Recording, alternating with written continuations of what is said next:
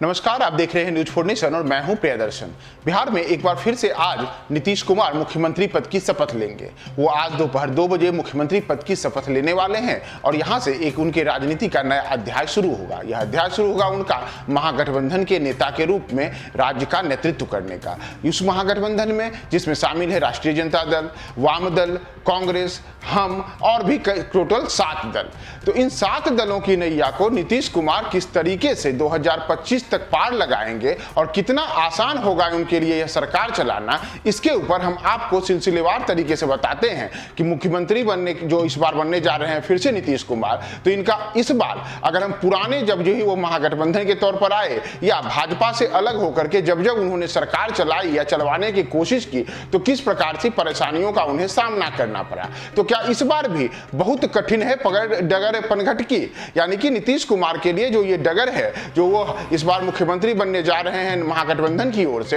तो क्या फिर से उनके लिए उतना सहज और सरल होगा जो इस तरीके से वो भाजपा को हाँक रहे थे अपने मुख्यमंत्री पद पर रहते हुए। जी हाँ, दरअसल जब मुख्यमंत्री बने नीतीश कुमार, चाहे 2005 की बात कीजिए, 2010 की बात कीजिए या 2020 की बात कीजिए, ये तीनों बार वो भाजपा गठबंधन के साथ रह करके एनडीए के चेहरे के रूप में मुख्यमंत्री पद की कमान संभाले और हर बार कहीं न कहीं से वो भाजपा को अपने इशारों पर हाँकते रहे। चाहे उनके उप मुख्यमंत्री के रूप में सुशील मोदी हो, चाहे उप मुख्यमंत्री के रूप में तारकिशोर प्रसाद और रेणु देवी हो, और साथ ही लंबा चौड़ा भाजपा का एक मंत्रिमंडल में साथ रहा हो। लेकिन कहते हैं कि चलिए नीतीश कुमार की है, भले ही भाजपा की ओर से कुछ भी कभी भी कहा जाता रहा, चाहे शराबबंदी का मामला हो, चाहे बिहार में जो अलग अलग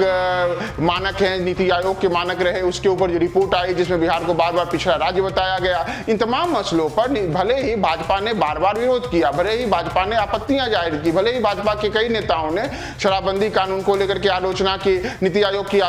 रिपोर्ट को लेकर के नीतीश कुमार को कटघरे में खड़ा किया, राज्य में और भी कई ऐसे मसले रहे जिसे लेकर के नीतीश कुमार को बार बार भाजपा की ओर से कटघरा में खड़ा किया गया, लेकिन उसके बाद भी चली नीतीश कुमार की। लेकिन इससे उलट जब भी नीतीश कुमार भाजपा से अलग होकर के सरकार चलाते रहे या चलवाने की कोशिश की, तब नीतीश कुमार के लिए परिस्थितियां उतनी सहज नहीं रही। इसका आप आंकड़ा ऐसे देखिए, जब नीतीश कुमार ने वर्ष 2013 में भाजपा से अनबन हुई और भाजपा से अनबन के बाद उन्होंने स्वयं सरकार छोड़ दिया, तो उसके बाद उन्होंने जीतन राम मांझी को मुख्यमंत्री बनाया था। जीतन राम मांझी बिहार में 29 महीने तक मुख्यमंत्री रहे थे। वे 16 जून 2013 से 20 नवंबर 2015 तक जब नीतीश कुमार ने मांझी को मुख्यमंत्री बना करके बिहार की कमान सौंप करके रखी थी, तो उस दौरान नीतीश कुमार के लिए सरकार चलाना, जो सरकार चलवाना कहिए, अत्यंत मुश्किल भरा काम रहा था। मांझी उस समय कहते हैं कि नीतीश कुमार के नाक में दम करके छोड़ रखे थे। बार बार कई ऐसे मौके आए जब उन्होंने नीतीश कुमार को कमतर करने की कोशिश की। एक छोटे से अपने प्यादे को नीतीश कुमार ने जिस तरीके से उस समय आगे बढ़ाने की कोशिश की थी, वह प्यादा नीतीश कुमार के ही नाक में दम करके छोड़ रखा। इतना ही नहीं, इसी कारण से मांझी को उन्होंने अंतिम में मुख्यमंत्री पद से हटवा करके फिर से वह खुद मुख्यमंत्री पद की शपथ ले ली। और इसके बाद जब 2015 में नीतीश कुमार फिर से नवंबर 2015 में मुख्यमंत्री बने और 20 महीने की सरकार राजद कांग्रेस के साथ में महागठबंधन के नेता के रूप में चलाई, तो नवंबर 2015 से जुलाई 2017 के बीच में मुख्यमंत्री महागठबंधन के रूप में रहते हुए नीतीश कुमार ने जो सरकार चलाई थी, उस सरकार को चलाने के दौरान भी नीतीश कुमार को नाको चने चबाने पड़े। आपको याद होगा कि उस समय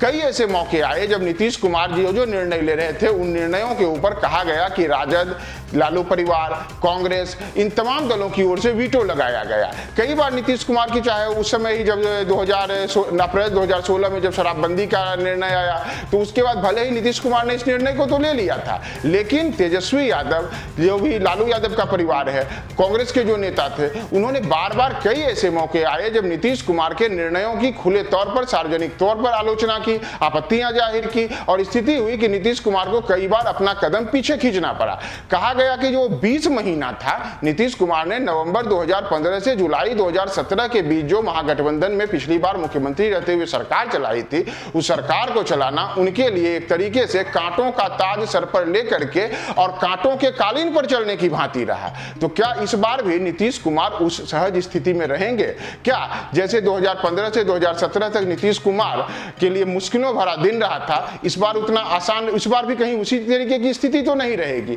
इसका कारण भी है। अब याद कीजिए, नीतीश कुमार जब मुख्यमंत्री बने तो मुख्यमंत्री बनने के बाद 2015 से 2017 के बीच में कई ऐसे मौके आए जब राजद ने उनके निर्णय को सीधे सीधे तौर पर आलोचना की। और इस बार भी जब अभी तेजस्वी यादव को कहा जा रहा है कि उप मुख्यमंत्री बनाया जाएगा, साथ ही शिक्षा, स्वास्थ्य, भवन जैसे कई अहम मंत्रालय जो हैं वह भी तेजस्वी यादव को देने के, जो यानी कि राजद है, महागठबंधन में कांग्रेस है, उन्हें देने की बात की जा रही है। तो ये कुछ ऐसे मंत्रालय हैं, विभाग हैं जो सीधे सीधे जन सरोकार से जुड़े होते हैं। जैसे भूमि एवं राजस्व सुधार विभाग देने की बात कही जा रही है राजद या महागठबंधन के किसी घटक दल को मिले। तो ये कुछ ऐसे विभाग हैं जिनका सीधे सीधे जन सरोकार से नाता होता है और नीतीश कुमार अपनी छवि इन्हीं विभागों और मंत्रालयों के कामकाज से निखारने की कोशिश करते आए हैं। तो इस बार जब नीतीश कुमार इन निर्णयों, अपने कई निर्णय जब लेंगे,